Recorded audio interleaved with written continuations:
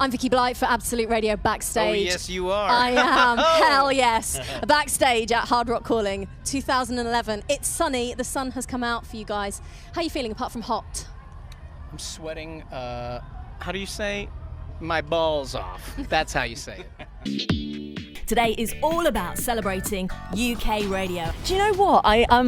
When I was asked to be a part of the challenge, I was a bit apprehensive, to be honest. You never know quite how it's going to work, and I just thought it was going to be just us with a microphone and maybe a laptop, and it was all going to be quite low key. But then when I saw them building this dome, and it's a full-blown studio in there, and it looks amazing. So no, it's been so much fun and really great to work with people that we don't normally get to work with as well. There's quite a lot of interesting pairings through the day of presenters. So hopefully, yeah, we're just giving everybody a little flavour of what we're all up to around the country. So that's been lots of fun. Simon, James and Ben, Biffy Clyro backstage at London's Royal Albert Hall. How are you guys? Hello. Very well, very well. Very well.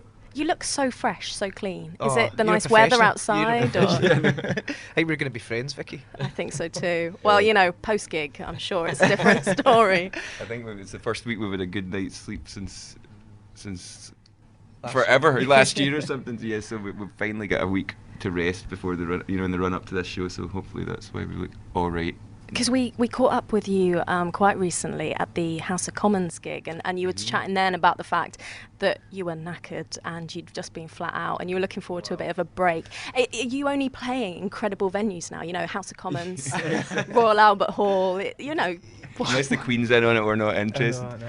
It's always a great standard of bands that you get from the UBR, purely because just they span the genres. You've got kind of electro, you've got folk, you've got singer-songwriters that are just starting out, you've got bands that are quite established and have done loads of gigs. So each week you never quite know what you're going to get. You might get an R&B artist, you might get a dance artist, you might get an indie artist.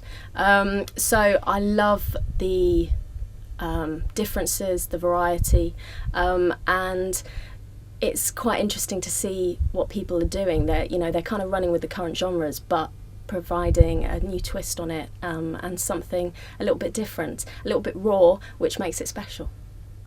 Now the party's over and the full length of the walk has been opened. So let's see what we can find on the Coleridge Way. The whole route is marked by the Quill logo. Look out for these signposts and they'll guide you on your way.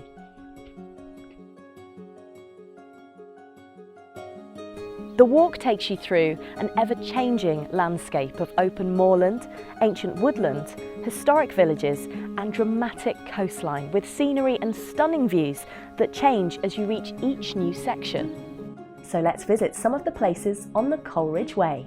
Along the route, there are various activities connected to the route, such as geocaches and these story boxes, where you can add your thoughts to the story as you go along.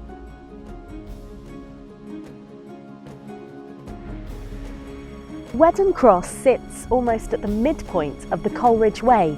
It's the highest village on Exmoor and sits a small distance away from the scenic Snowdrop Valley. Lynmouth, the Pavilion, the very end of our journey now. The Pavilion marks the end of the Coleridge Way, where you can pop in and claim your certificate to mark your achievement. You've just completed the 51 miles of the Coleridge Way. How did you find it? Enjoyable walk with stunning views. What do you guys get up to then when you're on tour, and how has it changed from back in the day? Well, you've heard the saying, what goes on tour stays Oh, on come tour. on. Yeah, sorry, Okay, I'll rephrase. We signed that deal Yeah. 15 years ago. Like. I'll rephrase. Yeah. What do you get up to in your downtime between the gigs? Nah, it's all, we're all a lot more we've all grown up, and there's a little bit of relaxation going on and stuff like that, but, we all get in our bunks, we don't stay up for days.